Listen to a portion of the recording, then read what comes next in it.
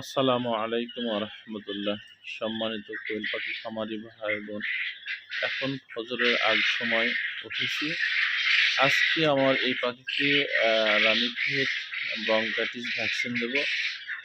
তার প্রায় দেড় দুই ঘন্টা আগে পানি সরায় ফেলেছি। দেখেন পানি নাই, কোনো জায়গায় পানি নাই, পানি সরায় ফেলেছি। 2 ঘন্টা পরে, অর্থাৎ নামাজ কালাম পড়ে আসার পরে এই পাখিকে আমি ভ্যাকসিন করাবো। কারণ আপনারা জানেন, পানি আগেই উঠায় রাখতে হয়। পাখিকে পিপাসার্ত রাখতে হবে।